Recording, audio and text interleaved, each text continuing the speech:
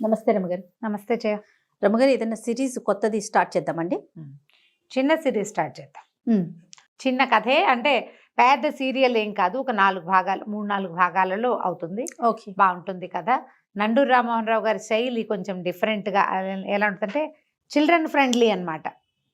పిల్లలకి నచ్చేలాంటి సాదా భాష, పెద్ద విషయాలు కూడా చాలా సింపుల్గా చెప్తారు. సరళమైన భాష బాగుంటుంది. ఓకే. పూర్వం మగధ దేశానికి మహాసేనుడు అని ఒక రాజుగారు ఉండేవారు. ఈయనకి లేక లేక ఒక కుమారుడు కలిగాడు. పిల్లవాడు భలే అందగాడట. పుట్టగానే కనపడ్డాడు. ఆయన విక్రమార్కుడు, అంత గొప్ప పేరు తెచ్చుకోవాలి, అంత గొప్ప శౌర్యవంతుడు కావాలని, అంత గొప్ప వీరుడు కావాలని పిల్లవాడికి విక్రమార్కుడు అని పేరు పెట్టారు. చాలా బుద్ధిమంతుడు, చక్కగా ఉండేవాడు, మంచి అందమైన వాడు. అలా రోజులు గడిచి 16 ఏళ్ళు అయినాయి. పిల్లవాడికి 16 ఏళ్ళు వచ్చాయి. ఈ అబ్బాయి ఈడుకు మించిన పొడుగు ఉండేవాడు. చాలా బాగుండేవాడు. ఆజానుబాహువు. ఏది మొదలుపెట్టినా వచ్చేసేది.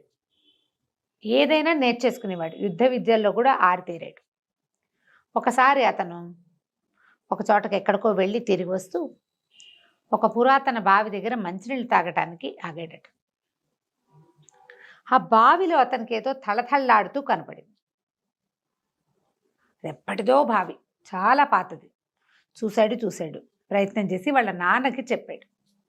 ఈ అబ్బాయి ఎలా కనపడేవాడంటే ఏ పురాణ పాత్ర దిగొచ్చేసినట్టు, మహాభారత పుటల్లోంచి పురాణ పాత్ర ఒకటి బయటకు వచ్చినట్టుగా ఒక పురాణ పురుషుడిలాగా కనపడేవాడు. ఆజానుబాహువు, మహాశౌర్యవంతుల లక్షణాలు కనపడేవి. హుందాగా మాట్లాడేవాడు, గంభీరమైన కంఠము. ఎంత బాగుండేవాడు. పిల్లలు ఏదైనా చెప్తే పెద్దవాళ్ళు కొట్టి పారేస్తారు. ఈ పిల్లాడిలో ఉన్న ఈ మహాపురుష లక్షణాలు ఉన్నాయి. దానివల్ల తండ్రి ఏమన్నాడంటే అబ్బాయి ఏదో చెప్తున్నాడు చూద్దామని కొంతమంది జ్యోతిష్కులు వాళ్ళు వీళ్ళు అందరూ కలిసి, ఆయన మంత్రివర్గము అంతా కలిసి వచ్చి ఆ నూతిలోకి చూశారు. అయితే చూడగా ఒక ఆయన ఏం చెప్పారంటే, ఇది చాలా పురాతనమైన విల్లు. ఇది బృహద్రథుడని ఒక గొప్ప రాజుగారు ఉండేవాడు. ఆయన చేయించిన విల్లు ఇది, ఆయనది.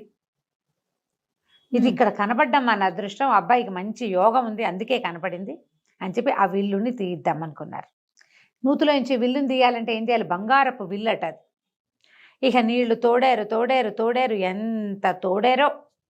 తోడగా చివరికి నీళ్ళన్నీ అయిపోయి, పూడికి తీసేటప్పుడు బావిలో నీళ్ళు అట్లాగే తోడతారు. బావుల్లో పెద్ద విపరీతంగా జలాలు ఊరవు, స్లోగా ఊరుతాయి. పై నీళ్ళన్నీ తీసేశారు. విల్లు కనపడుతోంది.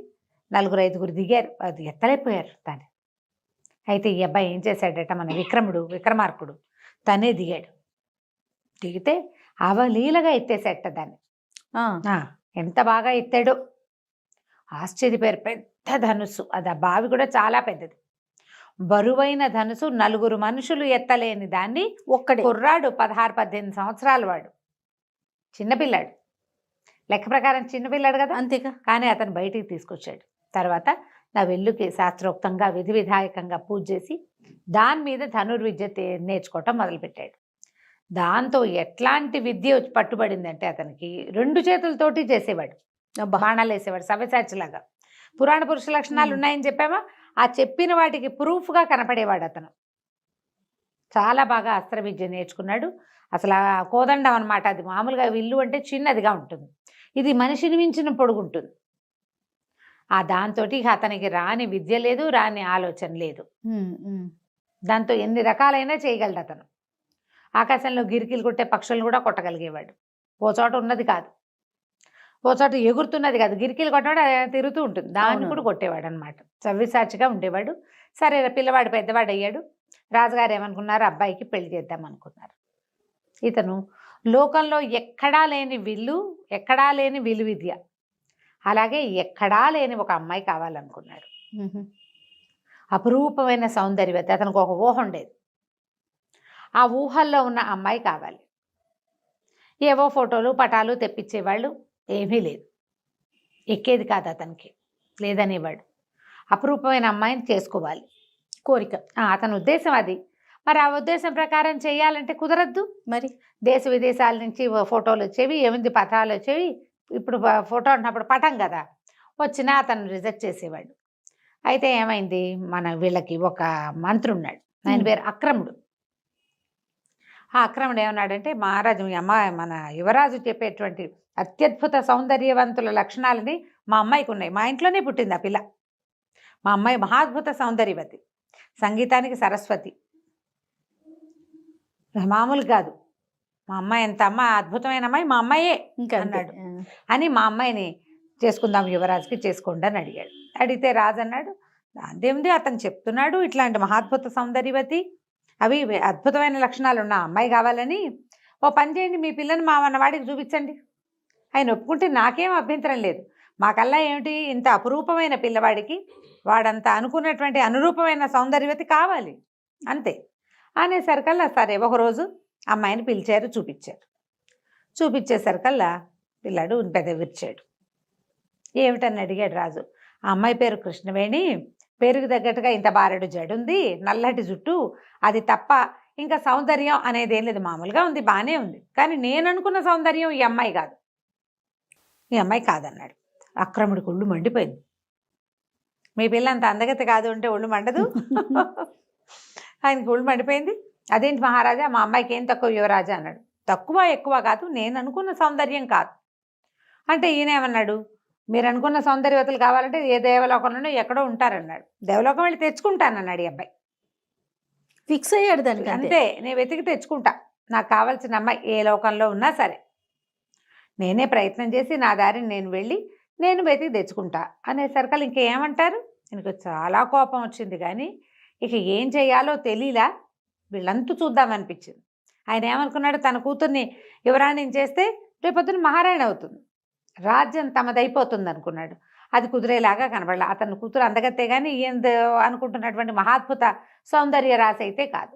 సరే తండ్రి సరే ఒప్పుకున్నాడు. కొద్ది రోజులు సరేలే, దేశాటను కనుక చేసి వస్తే పిల్లవాడికి కూడా లోకం తెలుస్తుంది, రేపు మహారాజు కాబోతాడు అందుకని చెప్పి ఓ పంచకళ్యాణి గుర్రమెక్కి తన చక్కగా విల్లుని చంకన పెట్టుకుని తన విల్లుందిగా తగిలించుకున్నాడు. ధనుర్బాణాలు ధరించి తల్లిదండ్రులకు చెప్పేసి బయలుదేరాడు యాత్రకి.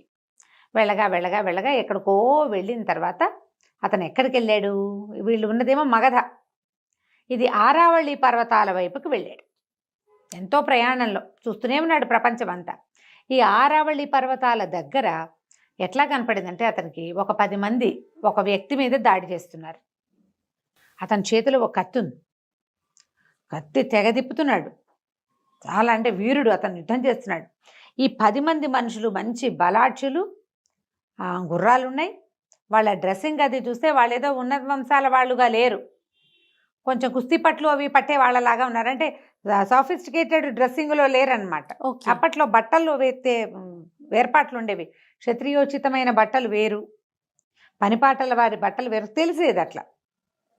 ఇతను ఏమనుకున్నాడు, చూస్తున్నాడు ఈ లోపల ఉన్నవాడి కత్తి కదలిక, వాడి లాఘవము, వాడి కదలికలు చాలా ఆసక్తి గొలుపుతున్నాయి. ఇతనికి కత్తి యుద్ధాలు అవి అలవాట్లేదు, విలువిద్యే కదా వచ్చు. కానీ అయితే ఏమైంది, సరే చూస్తూ ఉండగానే ఒకడెవడో దొంగ దెబ్బ తీయబోయాడు. ఇతను వెనకాల నుంచి బాణం వేసి కొట్టాడు. వాడు అక్కడి నుంచి లోపలికి వెళ్ళాడు, ఆ గుంపులోకి వాళ్ళ దగ్గరికి పరిగెత్తేసరికల్లా రెండో మనిషి సడన్గా వచ్చాడు. ఆజానుబాహు, పెద్ద విల్లు, పెద్ద గుర్రం, బ్రహ్మాండమైంది. దాన్ని చూసేసరికల్లా వాళ్ళు కూడా కాస్త హడావిడి పడ్డారు. ఇక అది 2 మనుషులు తోడయ్యేసరికల్లా 10 మంది కాళ్ళకి బుద్ధి చెప్పి పారిపోయారు.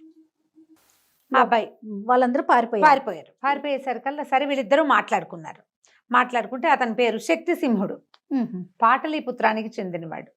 నాకు ఒక ఖడ్గ విద్య వచ్చు, ఏ రాజు దగ్గరైనా ఈ విద్యను చూపించుకుని పొట్ట పోసుకుందామని బయలుదేరాను. నా దగ్గర ఉన్నది 10 వరహాలు, అంతకంటే ఏం లేవు నా దగ్గర.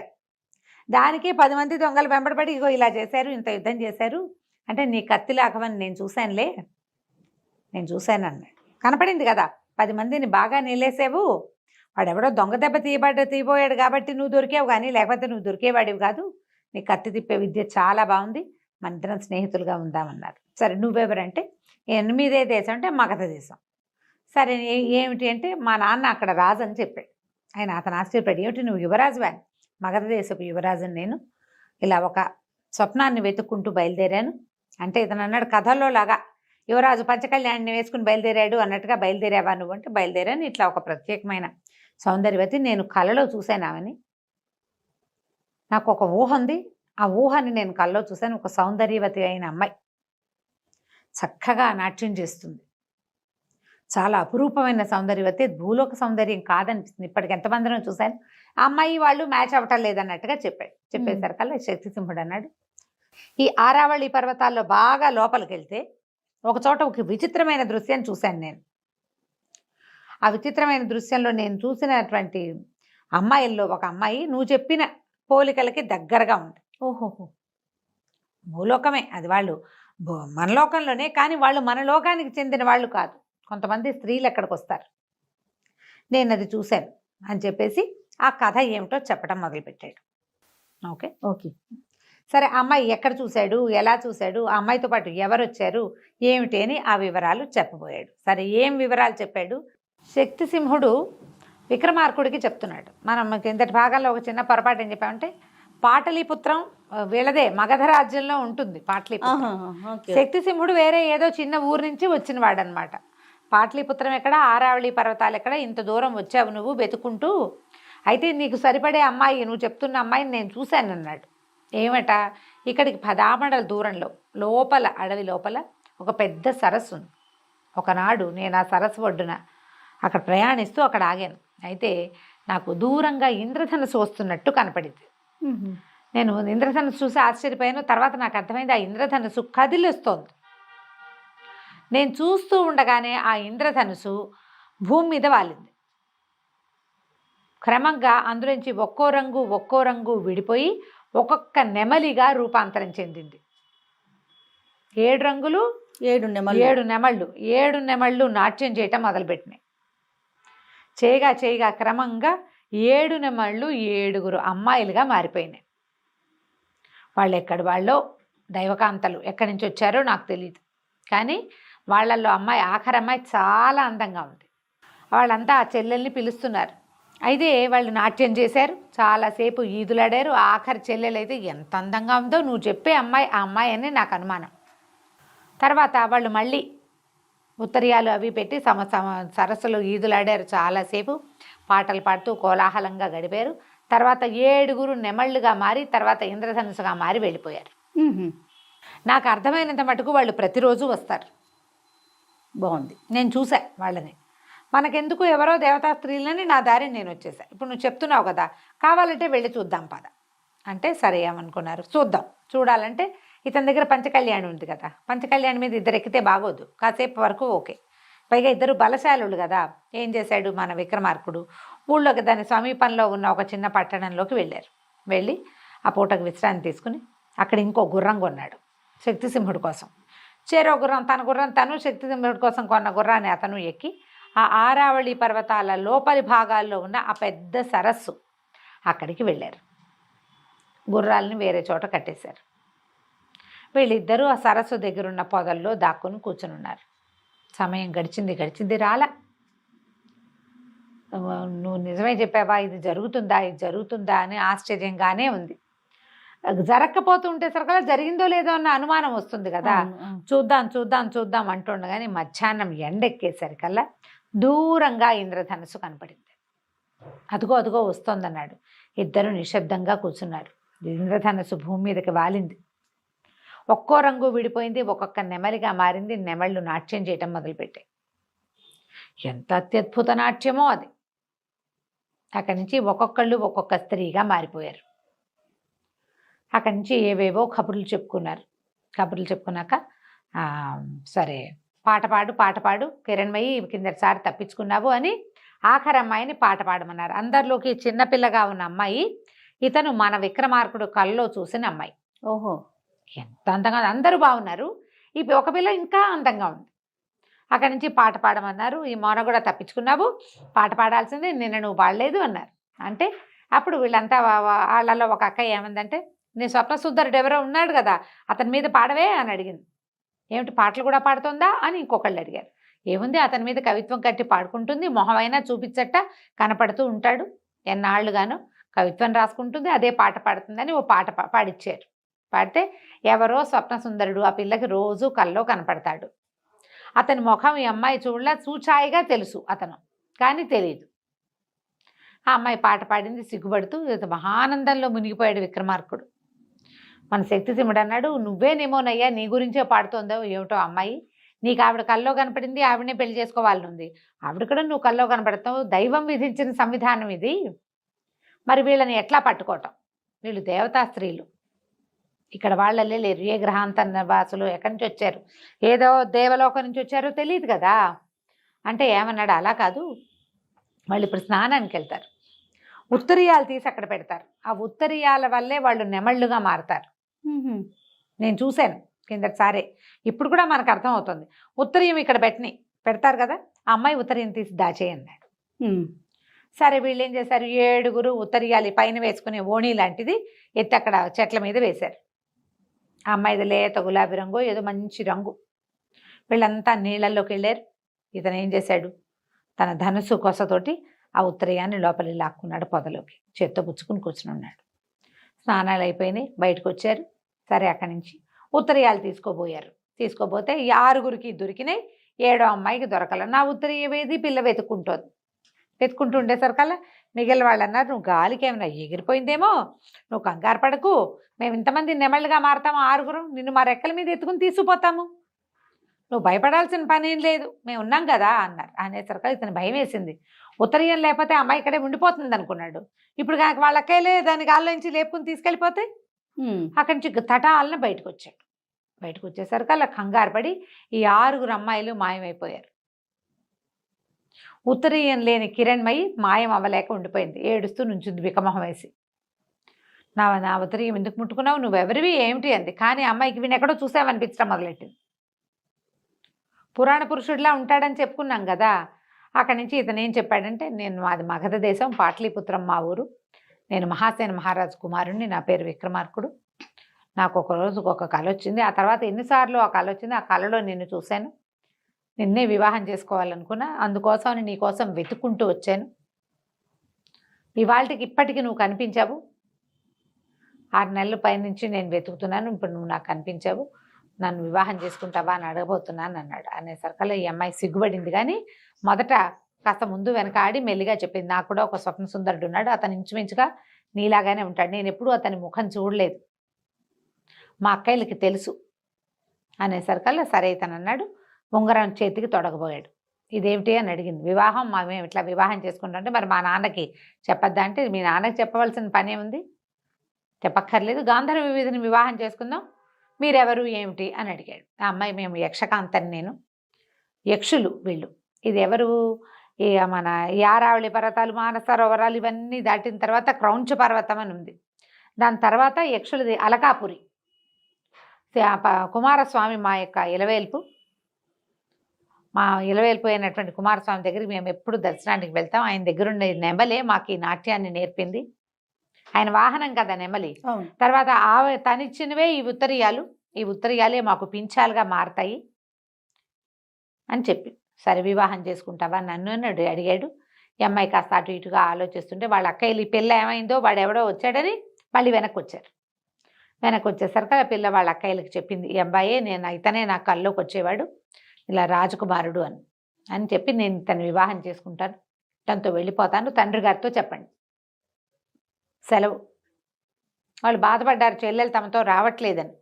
కానీ ఆమెకు కల్లో కనపడిన యువకుడినే మానవుడైనప్పటికీ అతన్ని అమ్మాయి పెళ్లి చేసుకోవటం, అతన్నే దైవంగా భావించటము, మొదలైన భావాలు వాళ్ళకి నచ్చినాయి. నిజానికి యక్షులు అట్లా ఒకళ్ళతోటే ఉండాలన్న సిద్ధాంతం ఉన్నవాళ్ళు కాదు, ఉండొచ్చు ఉండకపోవచ్చు. సరే యక్ష వివాహం అనుకుని ఉంగరం అమ్మాయి వేలికి పెట్టాడు. వీళ్ళు ఈ లోపల ఏమైంది, వాళ్ళు వెళ్ళిపోయేసరికి శక్తి సింహుడు బయటకు వచ్చాడు, తథాస్తు అనుకుంటూ వివాహానికి. భయపడింది అతను చూసి, నువ్వు భయపడద్దమ్మా, నీ భర్తకి స్నేహితుడిని.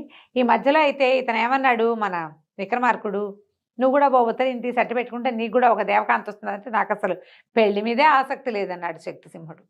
పెళ్లి చేసుకునే ఉద్దేశం లేదు, కత్తి యుద్ధం మీదే ఆసక్తి ఉంది నాకు అన్నాడు. సరే పద వెళ్ళిపోదామని చెప్పేసి వెనక్కి బయలుదేరి తీసుకొచ్చాడు. ఇతను ఏ కన్యని కల్లో చూశాడో ఆమెని కొంతకాలం తిరిగి ఆమెని ఆ మహాద్భుత సౌందర్యవతిని సాధించుకొచ్చాడు. ప్రజలంతా ఆశ్చర్యపోయారు కిరణ్మయి సౌందర్యం చూసి. తండ్రి ఆశ్చర్యపోయాడు. అక్రముడికి మాత్రమే ఒళ్ళు మండిపోయింది. చెప్పటం ఏమిటి, సాధించుకురావటం ఏమిటి, పిచ్చి కుళ్ళొచ్చేసింది. ఎలాగైనా సరే వీళ్ళంతు చూడాలనుకున్నాడు. అయితే రాజుగారు వివాహం తలపెట్టాడు. తలపెట్టేసరికల్లా అక్రముడు అన్నాడు, ఆయన గాంధర్వీధిని వివాహం చేసుకొచ్చానని చెప్పాడు కదండి, ఇంకెందుకంటే అక్కడెక్కడో గంధర్వమో యక్షమో చేసుకుంటే ఎట్లా, ప్రజలందరూ చూడొద్దు యువరాజు వివాహం అని బాగా గ్రాండ్గా పెళ్లి ఏర్పాట్లు అవి చేశారు. ఈ పెళ్లి ఏర్పాట్లలో ఈ అక్రముడు ఏం చేశాడు, వీళ్ళకి అవతలున్న కళింగ రాజుతోటి మాట్లాడి మేము పెళ్లి హడావిడిలో ఉంటాము, మేము ఎట్లాగూ నువ్వు రాజ్యాన్ని ఆక్రమించు, మా వాళ్ళు యుద్ధంలో ఓడిపోతారు, మా రాజ్యాన్ని నీకు కట్టబెడతాను, మా పిల్లని నువ్వు పెళ్లి చేసుకో, ఇలాంటి ఒక వడంబడికతోటి ఆ కళింగ రాజుకి వీళ్ళ తాలూకు ఆనుపానులు అందించేశాడు. వీళ్ళేమో పెళ్లి హడావిడిలో ఉన్నారు. మామూలు మన ఇంట్లో పెళ్ళి అయితేనే మనకు 4 రోజుల హడావిడి, రాజుగారి పెళ్లికి ఇంకా గందరగోళంగా ఉంటుంది కదా. ఈ గోలలో ఉన్నారు. రాజుగారు ఏమనుకున్నాడంటే యక్షల దగ్గర వివాహం చేసుకున్నాడు, ఇక్కడ మనం కూడా వివాహం చేద్దామని గ్రాండ్గా వివాహం తలపెట్టారు. అయితే తన కూతుర్ని యువరాజుకి ఇచ్చి పెళ్లి చేయాలనుకున్న మంత్రి అక్రముడికి మాత్రం చాలా ఒళ్ళు మండిపోయింది, సహించలేనట్టుగా ఉంది. నా కూతురు ఎక్కాల్సిన రాజ్యం, ఈయన ఓవర్ యాక్షన్ తోటి ఎక్కడి నుంచో వెళ్ళి ఎక్కడి నుంచో ఎవతనో తీసుకొచ్చేసాడు, ఎలాగైనా ఇది చెడగొట్టేయాలి, నా కూతురు అనుభవించిన రాజ్యం కూడా ఉండకూడదు అనుకున్నాడు. ఇలాంటి స్వార్థపరులు ఎప్పుడూ కనిపిస్తారు. అతను ఏం చేశాడంటే వీళ్ళ రాజ్యానికి కొంత దూరంలో అవతలగా ఉన్న కోసల రాజ్యాధిపతి అయిన కుటిలవర్మతోటి మాట్లాడాడు. ఈ కుటిలవర్మకి ఎప్పటి నుంచో ఈ మగధ మీదకి రావాలని ఉంది.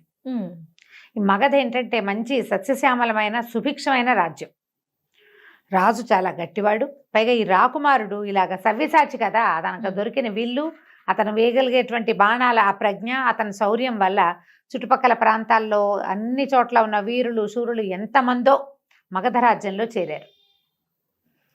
సుభిక్షమైంది. దీని మీదకి అతను దండెత్తాలని అనుకుంటూ దానికోసమని వేల కొద్దీ సైన్యాన్ని ఏర్పరచుకుంటున్నాడు. సరైన సమయం కోసం చూస్తున్నాడు.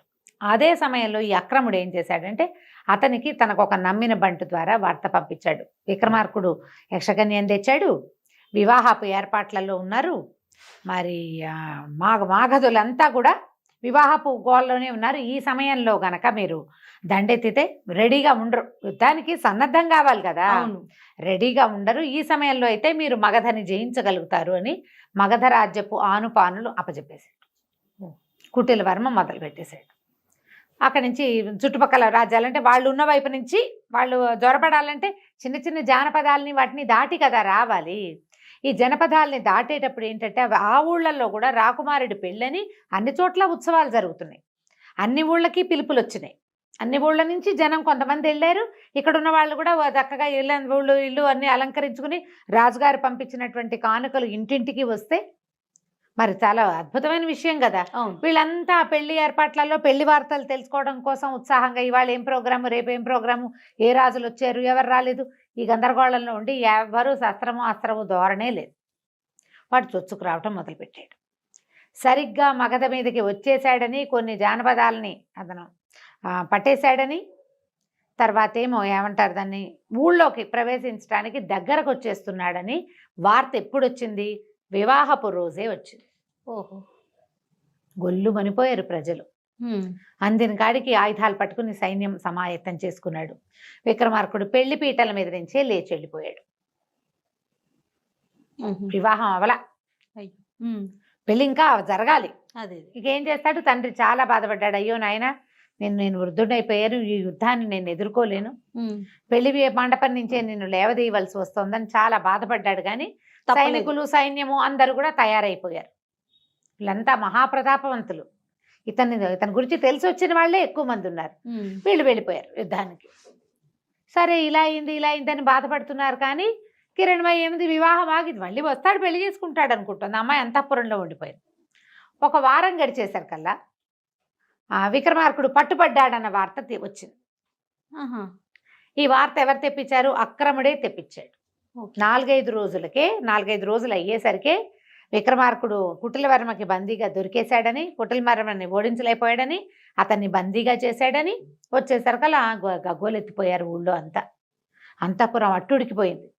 రాజుగారు విక్రమహం పడిపోయాడు, నా కొడుకు అట్లా అందడు సవ్యసాచి, పురాణ పురుష లక్షణాలు ఉన్నవాడు, చాలా శౌర్యశాలి, అతను ఇట్లా జరిగి ఉండదంటే ఈ అక్రముడు ఏమన్నాడు, ప్రభు మనం అలా ఎలా అనుకుంటాము, నాకు ఒక మాట తోస్తుంది, చెప్తే మీరేమనుకుంటారు. ఇంతలో ఇంకొక వార్తాహరుడు వచ్చాడు. రాకుమారుడు బందీ అయిపోయాడు, కుటిలవర్మ ముందుకు వచ్చేస్తున్నారు. కోసల రాజ్యం సైన్యం మగధ మీదకి పాట్లిపుత్రం మీదకి వచ్చేస్తోందని రెండో వార్త వచ్చింది. రాజుగారు హతాశుడైపోయాడు, నమ్మేశాడు. ఈ అక్రముడు అన్నాడు, నేను ముందు నుంచి చెప్తూనే ఉన్నాను, అతి కోరికలు ఉండకూడదు. శుభ్రంగా మా అమ్మాయిని పెళ్లి చేసుకోమంటే వినలేదు. ఆ అమ్మాయిని ఎవరినో తెచ్చాడు. ఆమె యక్షినో కామినో భూతమో మనకు తెలీదు. ఆమె వచ్చేసరికి ఇలాంటిది వచ్చింది. లేకపోతే అపరిమిత పరాక్రమవంతుడైన యువరాజు పట్టుపడ్డం ఏమిటి? ఈవెన్ ఏదైనా చేసేస్తే కానీ మన కుమారుడు మనకు దక్కడు అనేసరికి రాజు కాదన్నాడు. కానీ మెల్లిగా అది నిజమే అనిపించడం మొదలుపెట్టింది. వార్తలేమో రోజుకొకటి వచ్చేస్తున్నాయి. రోజుకు 2, 3 కూడా పట్టుబడ్డారు, అదైపోయారు, ఆ ఊరు దాటేశారు, ఈ ఊరు దాటేశారు, రాజకుమారిని శిక్షేస్తారు, ఏం చేస్తారో తెలియదు. అవును. దాంతో ఈయన ఒక ఎక్సైట్మెంట్కి లోనైపోయాడు. ఏమంటే యాంగ్జైటీ వచ్చేసింది. ఈ అమ్మాయిని పంపేయాలి. ఏం చేయాలంటే వీళ్ళు ఏమన్నారు, కామిని విగ్రహాలని వాటిని ఏం చేయాలి, సజీవ దహనం చేయాలి. ఒక గ్రహాన్ని వదిలించుకోవాలంటే ఏం చేయాలి, అంతే, దహనమే. అక్కడి నుంచి కిరణ్మయ్యని పిలిచారు. నీ వల్ల రాజకుమారుడు పట్టుపడ్డాడు అనేసరికి అమ్మాయి కాదు అట్లా జరుగుండదు, అతను చాలా అరివీర భయంకరుడు, కొంచెం సమయం ఇవ్వండి, కాస్త నిదానం మీద తెలుస్తుంది అని అమ్మాయి చెప్పినా రాజు ఇంకా ఒప్పుకోలే. తన కుమారుడు ఏమైపోతాడన్న దీంతో ఈ అమాయకపు పిల్లని ఇట్లా పాడు చేసేస్తున్నామని అనుకోలేదు ఆయన. అనుకోక పెద్దగా మంటలు అవి చేసి ఏర్పాటు చేసి అగ్నిగుండం ఏర్పాటు చేసి గుండంలోకి నీ అంతటి నువ్వు స్వచ్ఛందంగా వెళ్ళిపో అని చెప్పి ఆ అమ్మాయిని అగ్నిగుండం దగ్గరికి పెట్టేశారు, తీసుకొచ్చేసారు. ఇక అమ్మాయి ఏం చేస్తుంది, దుఃఖం, ఏం చేయాలో తెలీదు, అవమానం. నీ వల్లే రాకుమారుడు పట్టుబట్టాడని అంతఃపురం అందరూ అసహించుకుంటున్నారు. మాటలు అవే పుట్టేస్తాయి కదా. అక్కడి నుంచి అక్రముడు తన మాట చెల్లింది, తను అనుకున్న కోరిక నెరవేరిందన్న సంతోషంతో నీ ఆఖరి కోరిక ఏమిటో చెప్పమన్నాడు. అనేసరికి అమ్మాయింది, నాకు నాట్యం అంటే చాలా ఇష్టం కదా, నన్ను నాట్యం చేయనివ్వండి, నాట్యం చేశాక నేనే అగ్నికి ఆహుతైపోతానని. సరే, అందుకేముంది, సరేనన్నారు. అగ్నిగుండం చుట్టూతా నాట్యం చేయటం మొదలుపెట్టింది. క్రమంగా ఆ అమ్మాయికి రెక్కలు వచ్చేసినాయి, నెమలిగా మారిపోయింది. ఇంద్రధనుసులో రంగులన్నీ ఒకే చోట ఉన్నట్టుగా కనపడుతుంది. పూర్తిగా నెమల్లాగా మారిపోయింది. రంగులుగా కనబడుతుంది. ప్రజలంతా చూస్తూనే ఉన్నారు. రాజు మంత్రి కూడా చూస్తున్నారు. అంతఃపురం అంతా నోరు తెరిచి చూస్తూ ఉండగా ఈ అమ్మాయి నెమలిగా మారిపోయి ఆకాశంలోకి ఎగిరిపోయింది. దూరంగా ఒక ఇంద్రధనుసు కనపడింది కాసేపు, తర్వాత ఇంకా అది కూడా కనిపించలే. కళ్ళ నీళ్ళు పెట్టుకుంటూ అమ్మాయి ఇంకేమీ చేయలేక వెళ్ళిపోయింది. తనకు జరిగిన అవమానానికి, తర్వాత ఏమో ఈ అన్యాయానికి బాధపడుతూ ఎగిరి వెళ్ళిపోయింది. వెళ్ళిపోగానే ప్రజలంతా హాహాకారాలు చేశారు. కానీ యక్షమాయ మరణించకుండా అమ్మాయి యక్షకన్యగా మారిపోయి వెళ్ళిపోయింది అంతే. ఆక్రముడు అన్నాడు, చూసారా మహారాజా, నేను చెప్పాను కదా ముందే అని రాజును నమ్మించాడు. ఇంకా కుమారుడి వార్తల కోసం చూస్తుంటే ఇంతలో ఏమైంది, అక్రముడికే వార్త వచ్చింది. మంత్రులకు కదా వార్తలు వచ్చేవి. ఏంటంటే కోసల రాజు పట్టుబడ్డాడు, కుటిలవర్మని మన రాకుమారుడే పట్టేసుకున్నాడు, కోసల సైన్యం అంతా మన వశమైపోయింది అని వార్త వచ్చేసరికి నిర్ఘాంతపోయాడు. అమ్మో, ఏదో జరిగిపోయింది. ఇప్పుడు ఇక్కడే ఉంటే అతను వెనక్కి తిరిగి వచ్చాడంటే విక్రమార్కుడు నాకు శిరచ్ఛేదం తప్పదు, అంతే, నా పగ ఎలాగూ తీరిపోయింది. ఏ అమ్మాయిని తీసుకొచ్చాడో ఆ అమ్మాయిని వెళ్ళగొట్టిచ్చేసాం అని చెప్పి రాత్రికి రాత్రి కుటుంబంతో సహా దేశం దాటి పారిపోయాడు. రెండో రోజు సాయంత్రానికి వార్త వచ్చింది, రాకుమారుడు వచ్చేస్తున్నాడు, కోసల రాజును పట్టుకున్నారు. మరి అతనితోటి సంధి అంటే ఇక అతనే వడంబడ్డాడు. అతన్ని కేవలం రాజప్రతినిధిగా చేసి అతన్ని బతికించి ఉంచారు. రాజ్యం మందైపోయింది, బతికించి మాత్రం ఉంచారు, ఖైదు చేయకుండా వదిలిపెట్టారని, అతని రాజచిహ్నాలన్నీ తీసేసుకున్నారని వార్తలు వచ్చినాయి. రాజు ఏమనుకున్నాడంటే ఆ అమ్మాయిని తను అట్లా చేయటం వల్లే ఈ పిల్లాడు వెనక్కి వచ్చాడు అనుకున్నాడు. ఆయనకు అట్లా అర్థమైంది.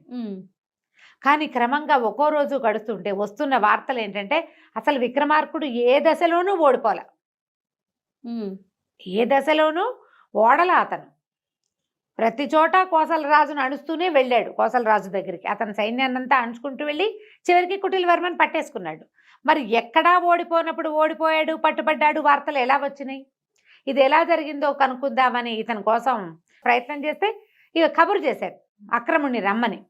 ఎక్కడున్నాడు అక్రముడేడి పారిపోయాడు.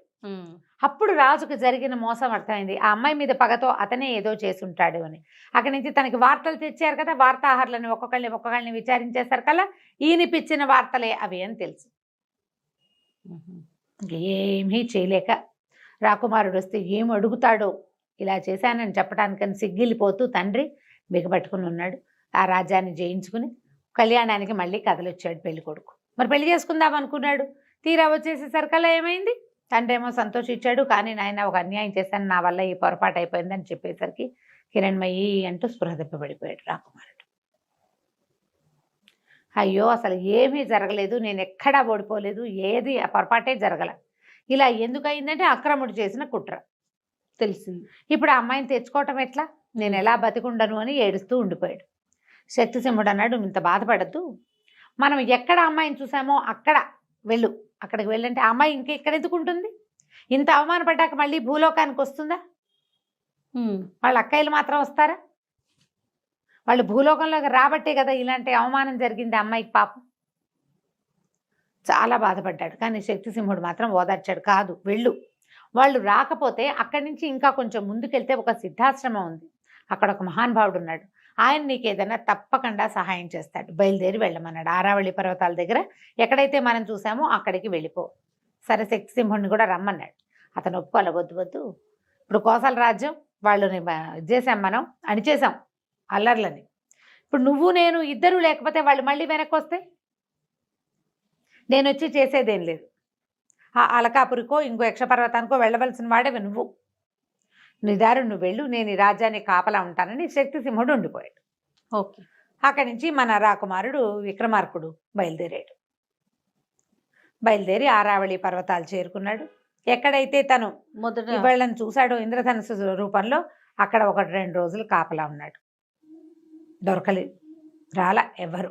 సరే ఏం చేశాడు, అక్కడి నుంచి ఆ సిద్ధాశ్రమం వైపుకి వెళ్ళాడు గుర్రం వేసుకుని. వెళ్ళేసరికల్లా అక్కడ ఒక ఆయన సిద్ధుడు, చాలా మహాతపసంపన్నుడిలాగా ఒక ఆయన కనిపిస్తే ఇతను నమస్కారం చేశాడు. ఎవరినైనా ఏమిటి అని కనుక్కుంటే ఇతను ఏమన్నాడంటే ఈ కథ అంతా చెప్పాడు. నేను అలకాపురికి వెళ్ళాలి, నా భార్యను తెచ్చుకుంటాను వెనక్కి, గంధర్వ విధిని వివాహం చేసుకున్న సాధారణ విధి జరగబోతుంటేనే ఇట్లా జరిగిందంటే ఆయన అన్నాడు, ఎక్కడ అలకాపురి, మానవ మాత్రుడివి, నువ్వేం వెళ్తావు నాయనా, నువ్వు వెళ్ళలేవు, నీ వల్ల కాదు, కావాలంటే నువ్వు ఇంత ప్రయత్నం చేసి వచ్చావు కాబట్టి నీకు ఒక ఇది ఇస్తానని ఒక స్ఫటిక శిలని చేతిలో పెట్టాడు, నువ్వు ఎప్పుడు కావాలంటే ఆ అమ్మాయిని చూడొచ్చు, నువ్వు ఇందులో ఆమె కోసం ప్రయత్నం చెయ్యొద్దు, నువ్వు మానవుడివి, ఆమె యక్షకాంత, మీ ఇద్దరికి వివాహము పొసగదు, ఏదో జరిగింది, జరగవలసింది అంతే అని చెప్పి ఆ రాయి చేతులు పెట్టాడు. ఆ స్ఫటికం లోపలి చూస్తే ఆ అలకాపురిలో ఒక చిన్న ఉద్యానవనంలో కూర్చుని ఏడుస్తున్న కిరణ్మయి కనపడింది ఇతనికి. ఆ అమ్మాయి ఏడుస్తోంది, కళ్ళలోంచి నీళ్లు గారిపోతున్నాయి, వాళ్ళ అక్కయ్యలు ఓదారుస్తున్నారు. అమ్మాయిని చూసారు, ఏడుస్తున్న అమ్మాయిని చూసారు కల్లా ఆ కిరణ్మయి అని మూర్చిపోయాడు అబ్బాయి.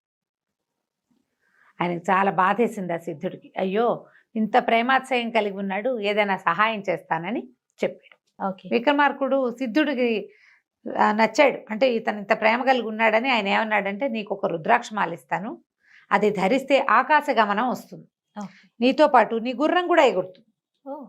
ఓకే, ఎగిరితే ఇక్కడి నుంచి నువ్వు హిమాలయాల మీదకి వెళ్తావు, హిమాలయాలు దాటాక నీకు క్రౌంచ పర్వతం కనపడుతుంది, క్రౌంచ పర్వతం దాటాక అక్కడ దాకా నీకేం భయం లేదు, క్రౌంచ పర్వతం దగ్గర భయం కలుగుతుంది. దాని తర్వాత కైలాస పర్వతం, దానికి ఎడం వైపు చర్యల మీద ఆ యక్షపర్వతము, దాంట్లో అలకాపురి ఉంటాయి.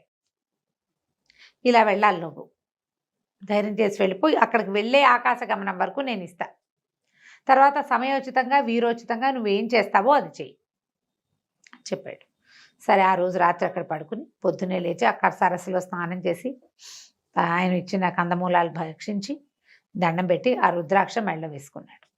రుద్రాక్షమాల గుర్రాన్ని ఎక్కాడు, గుర్రం ఒకేసారి గాల్లో లేచింది, ఆకాశ గమనం వచ్చేసింది కదా.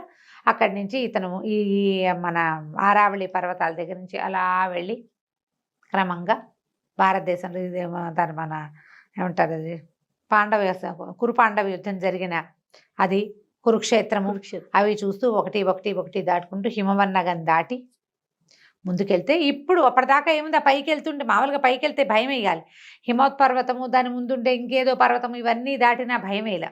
క్రౌంచ పర్వతం దగ్గరికి వెళ్ళేసరికల్లా ఆయన సిద్ధుడు చెప్పినట్టే భయం వేసింది. 3 శిఖరాలు ఉన్నాయట, ఆ 3 సాధారణ కొండ శిఖరాల్లాగా లేవవి, సజీవంగా ఉన్నాయి, ఒకదాంతో ఒకటి కుమ్ములాడుకుంటున్నాయి శిఖరాలు. ఒకటి రెండో దాన్ని కుమ్ముతుంది, అది వంగిపోగానే మూడోది వచ్చి మొదటి దాన్ని కుమ్ముతుంది. ఇట్లా పైకి కిందకి పైకి కిందకి అయిపోయినాయి, ఒకదాన్నొకటి గుద్దేసుకుంటున్నాయి. దేవతలు కూడా భయపడతారు వాటి మధ్యలోకి వెళ్ళటానికి. అవి ఎలా దాటాలో తెలియలే. ఏ క్షణాన్ని ఏది పైకి వచ్చేస్తుందో తెలీదు, ఏది కుంగిపోతుందో తెలీదు. మూడోది వచ్చేస్తుంది, ఈ రెండింటిని చూసుకుంటే మూడోది వచ్చేస్తుంది. అప్పుడు వీరోచితమైన ఆలోచన ఒకటి చేశాడు. ఒకేసారి తన ధనుసుకి 3 బాణాలు సంధించి 3 బాణాలని 3 శిఖరాలకి తగిలేలాగా కొట్టాడు. దెబ్బకి కుంగంగానే గుర్రాన్ని నదిలించి దాటేశాడు. దాటేస్తే కైలాస పర్వతం దాటాడు. పరమేశ్వరుడికి పైనుంచే నమస్కారం చేసుకున్నాడు.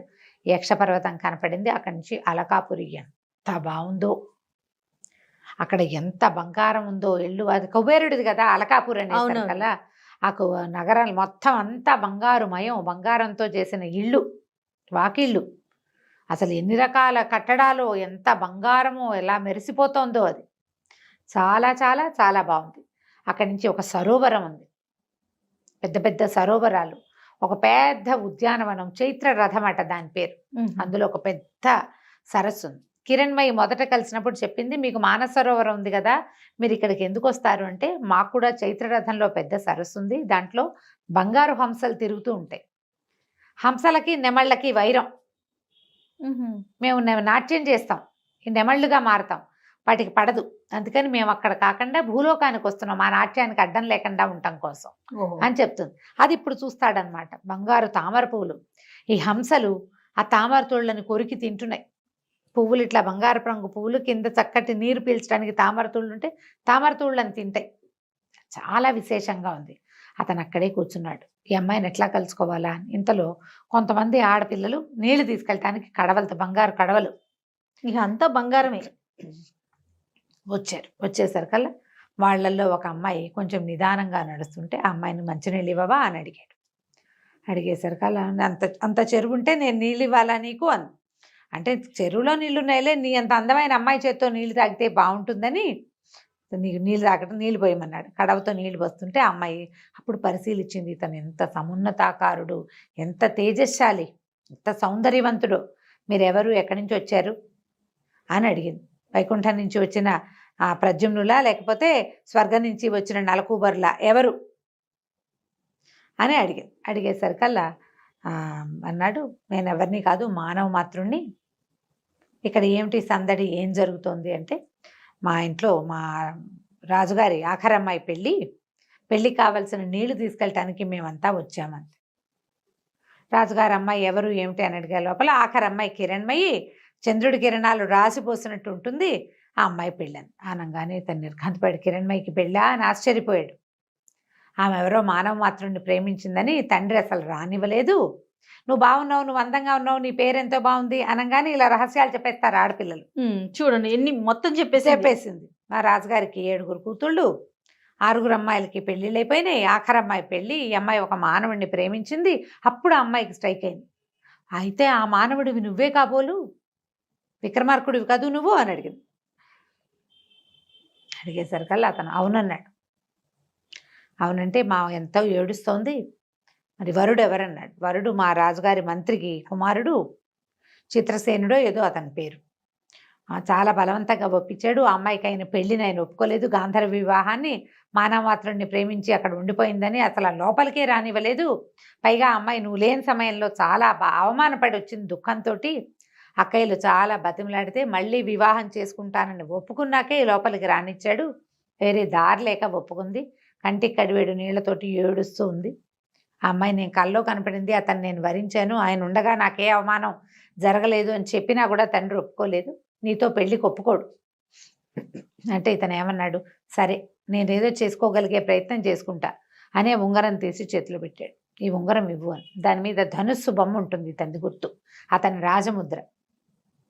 ఇంతలో ఏమైంది, ఇక్కడ ఎవరో ముందెళ్ళిపోయారుగా ఆడపిల్లలు కొంతమంది, ఎవరో మానవుడు ఉన్నాడు సరస్సు దగ్గర చైత్రరథంలో అని కబురు వెళ్ళిపోయింది. సైనికులు వచ్చేసారు. ఎవడు మానవుడు ఏడని ఇతన్ని పట్టేసుకున్నారు. ఈ లోపల ఈ ఉంగరం చూసుకుంది ఆ పిల్ల. ఈ అమ్మాయి వెళ్ళి, హరిణి వెళ్ళి ఉంగరాన్ని ఇచ్చింది కిరణ్మయికి. ఉంగరం ఇచ్చేసరికల్లా ఆశ్చర్యపోయింది. ఎక్కడిదే ఈ ఉంగరం అంది. ఉంగరం ఎలా వస్తుందమ్మా, ఉంగరం పెట్టుకున్నవాడు వస్తేనే ఉంగరం వస్తుంది మరి అని అనేసరికి ఎక్కడున్నాడు ఏమిటి అంటే అని పరిగెత్తుకుంటూ వెళ్ళింది. నాన్న నా భర్త వచ్చేసాడు, నా వివాహం ఆపేసి నా భర్తకి నన్ను ఇచ్చి పంపించేసామంటే ఆయన ఒప్పుకోలు. మానవుడు వాడు ఎట్లా వస్తాడు, అంటే కాదు, అతను చాలా పరాక్రమశాలి, తేజశాలి అంటే ఒప్పుకోలేదు. కానీ వాడి సంగతి చూస్తాను, వాడిని చంపేస్తాను అన్నాడు. అయ్యమ్మ ఏడ్చుకుంటూ అక్కయ్యల దగ్గరికి పరిగెత్తింది. నా భర్త వచ్చేసాడు, నా కోసమే వచ్చాడు, ఇంత శ్రమపడి వచ్చాడు, నాన్నేమో పెళ్ళి అంటున్నాడు, చంపేస్తానంటున్నాడు, సహాయం చేయమని. అక్కయ్యల 6 పరిగెత్తుకొచ్చారు తండ్రి దగ్గరికి. అతను చాలా పరాక్రమవంతుడు, చాలా ప్రత్యేకమైన విల్లుంది, సవ్యచాచిలాగా బాణాలు వేస్తాడంటారు, మేము చూసాము అతన్ని, మనిషి చాలా బాగున్నాడు, కావాలంటే ఏదైనా పరీక్ష పెట్టు, నువ్వు ఒక పెళ్లి కొడుకుని చూసావు, అదొక పెళ్లి కొడుకుని చూసుకుంది, ఇద్దరికి పరీక్ష పెట్టండి, ఎవరు మంచి వాళ్ళు, ఎవరు ఉత్తములు అని తేలితే వాళ్ళకే ఏదైనా, ఎవడ పరాక్రమశాలి అయితే వాడికి ఇవ్వాలి అంతే అనేసరికి సరే ఒప్పుకున్నాడు. అక్కడి నుంచి సరే యక్షులంతా ప్రేక్షకులు అయ్యారు. వీళ్ళిద్దరికీ పరీక్షలు పెట్టారు. పరీక్ష పెట్టడానికి అతను ఏమనుకున్నాడు, ఆ చిత్రసేనుడో ఏమో వాడి పేరు, చిత్రరథుడు కాబోలు అవతలవాడు అంటే రెండో పెళ్లి కొడుకు. అతను ఏముంది, నేను యక్షుణ్ణి, వీడిని మానవుణ్ణి జయించడం సులువు కదా, చేస్తానన్నాడు. 3 పరీక్షలు పెడతామన్నారు. ఎవరు ఎక్కువ ఎత్తుకి బాణం వేయగలుగుతారో చూద్దామనుకున్నారు. ఈ అబ్బాయి దగ్గర ఉన్నదే ధనుస్సు, అతనికి ఉన్నదే విలువిద్య. సరే చిత్రరథుడు ఇతను ఇద్దరు కలిసి ఆకాశంలోకి బాణ ప్రయోగం చేశారు. చిత్రరథుడు వేసింది కొంత మటుకు వెళ్ళి పడిపోయింది, ఎత్తు కనపడుతోంది.